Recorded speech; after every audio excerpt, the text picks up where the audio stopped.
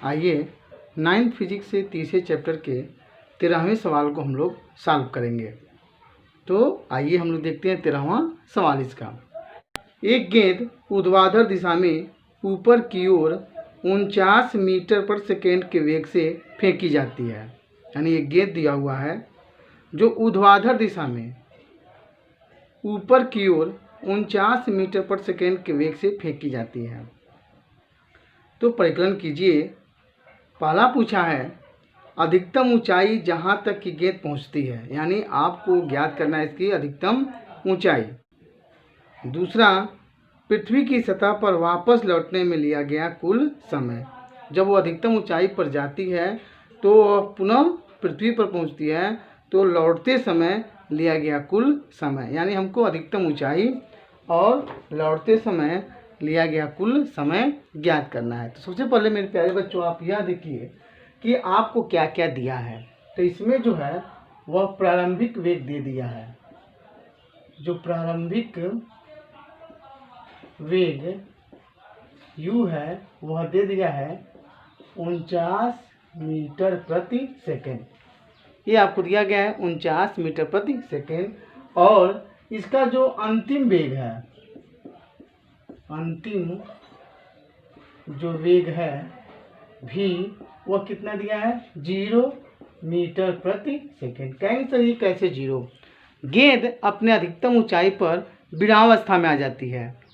जब किसी वस्तु को आप ऊपर नीचे से आप ऊपर फेंकते हैं तो अधिकतम ऊंचाई पर उसका जो अंतिम वेग होता है वह शून्य हो जाता है।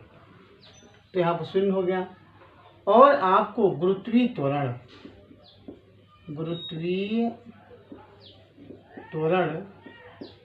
जी की जो वैल्यू होती है वह 9.8 मीटर प्रति सेकेंड स्क्वायर।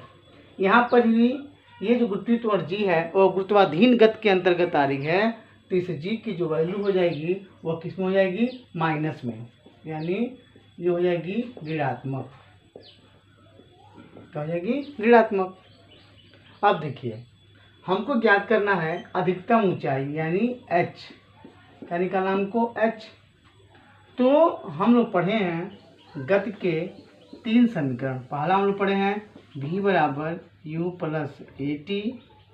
दूसरा पढ़े हम लोग s बराबर U T plus half A T square. और तीसरा हम लोग पढ़े हैं v स्क्वायर बराबर यू स्क्वायर प्लस 2as। अब हम गुरुत्वाधीन गति के अंतर्गत इसको हम लोग जानते हैं। ये पहला जो बन जाती है गुरुत्वाधीन के अंतर्गत वो क्या हो जाती है? तो v बराबर u प्लस जी टी। दूसरा क्या हो जाती है? s बराबर U T plus half G T square. और तीसरा बन जाती है v square you square 2gh। ये देखो मेरे प्यारे बच्चों हम लोग इसको पढ़ चुके हैं। तो अब इसमें से हम किस फार्मूले का प्रयोग करेंगे, किस समीकरण का प्रयोग करेंगे इस ऊंचाई h के लिए? तो देखिए इसका जो तीसरा है, तो तीसरा समीकरण है v स्क्वायर बराबर यू स्क्वायर प्लस 2gh का प्रयोग करेंगे। तो लिखेंगे अतः गति के तृतीय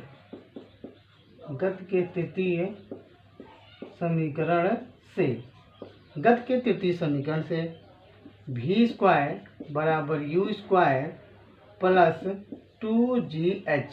यहाँ मेरे प्यारे बच्चों हम उस गेंद को कहाँ फेंकते हैं? ऊर्ध्वाधर ऊपर की ओर। तो जब हम गेंद को ऊर्ध्वाधर ऊपर की ओर फेंकते हैं तो उस कंडीशन में ये जो जी क्या हो जाती है? माइनस में। तो यह हो जाएगा v स्क्वायर बराबर यू स्क्वायर माइनस 2gh। अब यहाँ पर हम लोग इसके मान को जो मान हमको दिया गया है उसको रखा जाए। तो v की वैल्यू कितना दे दिया? 0। u कितना दिया है? तो 49 गुणे 49 हो जाएगा। u स्क्वायर है माइनस 2 जी की वैल्यू देखिए तो 9.8 इंटू h। हमको h निकालना है तो लिख देंगे इसको। इस पद को आप पक्षांतर कर दीजिए तो 2 इंटू 9.8 इंटू h बराबर हो जाएगा 49 इंटू 49। यहाँ से h की वैल्यू हो जाएगी 49 इंटू 49 अपॉन 2 इंटू 9.8। अब मेरे प्यारे बच्चों इसको आप सॉल्व करोगे। आप चाहें तो ये 98 पॉइंट हटा दीजिए, तो ऊपर नीचे 10 का गुणा कर दीजिए। 10 का गुणा करने के बाद पॉइंट हट जाएगा, तो उसके बाद आप सॉल्व करेंगे तो ये आएगा लगभग 122.5 मीटर। ये इसकी अधिकतम ऊंचाई, यानी गेंद अधिकतम कितनी ऊंचाई तक जाएगा, तो 122.5 मीटर तक। अब मेरे प्यारे बच्चों, इसमें जो दूसरा पूछा है वह दिया है कि पृथ्वी की सतह पर वापस लौटने में लिया गया कुल समय। तो अब हमको समय ज्ञात करना है। तो अब देखिए यहाँ पर हम लोग क्या करेंगे, तो टी के लिए आप क्या करेंगे, गति के प्रथम समीकरण, गति के प्रथम समीकरण v बराबर u प्लस जी टी। यहाँ से जी की वैल्यू क्या रखेंगे, हम लोग ऋणात्मक रखेंगे, तो v बराबर u minus G T. v कितना हो जाएगा 0, u कितना हो जाएगा 49, ये 9.8 इंटू टी हमको निकालना है, तो इसको इधर कर दीजिए, तो 9.8 इंटू टी हो जाएगा 49, टी की वैल्यू हो जाएगी 49/9.8। आप ऊपर नीचे 10 का गुणा कर दीजिए, तो टी की वैल्यू कितनी हो जाएगी, ऊपर हो जाएगा 490, नीचे जाएगा 98, कट जाएगा ये कितना हो जाएगा 5 सेकेंड, कितना हो जाएगा 5 सेकेंड। अब मेरे प्यारे बच्चों, ये 5 सेकेंड क्या है, तो 5 सेकेंड जाने में और उतना ही समय लौटने में लगता है समय, तो कुल कितना समय हो गया, तो कुल समय हो आपका हो जाएगा, देखिए 5 सेकेंड ऊपर जाने में और 5 सेकेंड वापस लौटने में, तो कुल कितना हो गया, कुल समय हो गया 10 सेकेंड। ये रहा मेरे प्यारे बच्चों क्वेश्चन नंबर 13। अब देखिए इसका 14वां न्यूमेरिकल। 19.6 मीटर ऊंची एक मीनार की चोटी से एक पत्थर छोड़ा जाता है। पृथ्वी पर पहुंचने से पहले इसका अंतिम वेग ज्ञात कीजिए। 19.6 मीटर ऊंची एक मीनार की चोटी से एक पत्थर छोड़ा जाता है, तो पृथ्वी पर पहुंचने से पहले इसका अंतिम वेग ज्ञात कीजिए। देखो मेरे प्यारे बच्चों, मीनार की चोटी से एक पत्थर को नीचे छोड़ा जाता है, तो जब मीनार की चोटी से पत्थर को नीचे गिराया जाता है, तो उसका जो प्रारंभिक वेग है यानी u कितना है, ये 0 मीटर प्रति सेकंड। ठीक है, अब आपको पूछा है कि वेग यानी इसका अंतिम वेग ज्ञात करना है, इसका अंतिम वेग, और g की वैल्यू क्या होती है, तो 9.8 मीटर प्रति सेकेंड स्क्वायर, और जो ऊंचाई दे दिया है 19.6 मीटर। इतना चीज हमको दिया गया है। ठीक है, क्या क्या, इसका प्रारंभिक वेग 0, अंतिम वेग हमको निकालना है g की वैल्यू और h की वैल्यू। गति के तृतीय समीकरण से, गति के तृतीय समीकरण से v स्क्वायर बराबर u स्क्वायर प्लस 2gh। अब यहाँ पे हम लोग g के चिन्ह को चेंज नहीं करेंगे, क्योंकि वह ऑलरेडी पत्थर कहाँ गिराया जाता है, तो नीचे की ओर। ऊपर से कहाँ गिरती है, नीचे की ओर, तो जब ऊपर से नीचे की ओर गिरती है तो चिन्ह हम लोग का प्लस ही रहेगा। अब मेरे प्यारे बच्चों, हमको v स्क्वायर ज्ञात करना है, u कितना दे दिया, देखिए 0 प्लस 2 9.8, और h की वैल्यू देखिए कितना दे दिया 19.6, तो v स्क्वायर। अब हम गुणा करेंगे तो 2 8 16, 2 9 18 19, 19.6 गुणे 19.6। अब इसका जब हम लोग वर्गमूल निकालेंगे तो हो जाएगा 19.6 मीटर प्रति सेकेंड। अब देखो मेरे प्यारे बच्चों, यानी उस पत्थर को, जब वह पत्थर नीचे आएगा तो पृथ्वी पर पहुंचने से पहले इसका जो अंतिम वेग होगा 19.6 मीटर प्रति सेकेंड। इसको आप लोग नोट कर लीजिए।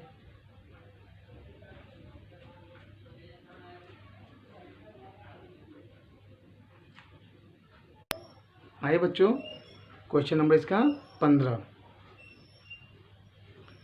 कोई पत्थर ऊर्ध्वाधर दिशा में ऊपर की ओर 40 मीटर पर सेकेंड के प्रारंभिक वेग से फेंका गया। कोई पत्थर ऊर्ध्वाधर दिशा में ऊपर की ओर 40 मीटर पर सेकेंड के प्रारंभिक वेग से फेंका गया, यानी यू दे दिया हमको कितना, तो 40 मीटर प्रति सेकेंड फेंका गया। जी का मान दे दिया 10 मीटर पर सेकेंड स्क्वायर लेते हुए, यानी जो जी का मान दे दिया है 10 मीटर पर सेकेंड स्क्वायर लेते हुए ग्राफ की सहायता से पत्थर द्वारा पहुंची अधिकतम ऊंचाई ज्ञात कीजिए। हमको क्या ज्ञात करना है, एच। क्या ज्ञात करना है, एच। और क्या पूछा, नेट विस्थापन पूछा है, इसका नेट विस्थापन पूछा है, और तथा पत्थर द्वारा चली गई कुल दूरी।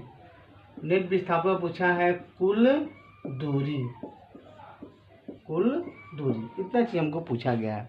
मेरे प्यारे बच्चों, नेट विस्थापन तथा पत्थर द्वारा चली गई कुल दूरी कितनी होगी।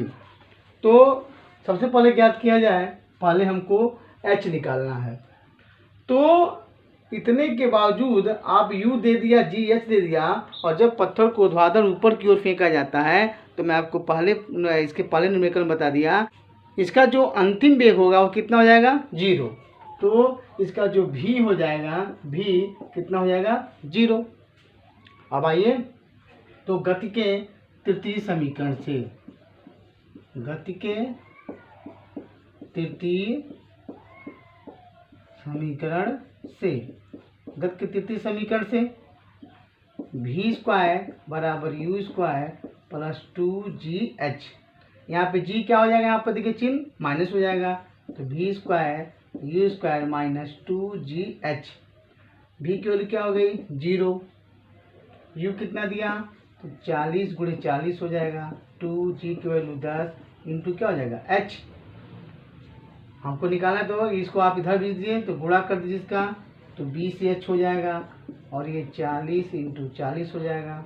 हमको h निकालना है, तो 40 इंटू 40, और ये कितना हो जाएगा, 20 डिवाइड कर दीजिए, तो हो जाएगा ये 80 मीटर। यानी जो h आया, जो h की वैल्यू आई वो कितनी आई, 80 मीटर। यानी जो पत्थर है वो अधिकतम कितनी ऊंचाई पर जाएगा, 80 मीटर पर, और पुनः वहाँ से क्या हो जाएगा, वापस लौटेगा। तो वापस लौटते समय कितनी दूरी तय करेगा वो, 80 मीटर।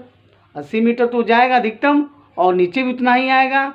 तो कुल दूरी कितनी हो जाएगी, तो 80 मीटर प्लस 80 मीटर कितनी हो गई, 160 मीटर।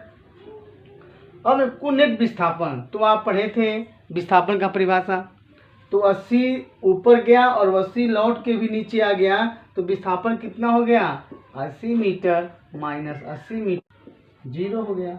देखिए एच हम लोग निकाल लिए कितना, 80 मीटर। कुल दूरी, तो अधिकतम ऊंचाई वो 80 मीटर गया, तो 80 मीटर नीचे भी आएगा, तो कुल दूरी कितनी होगी, 160 मीटर। विस्थापन 80 गया, 80 वापस आ गया, विस्थापन कितना हो गया, 0।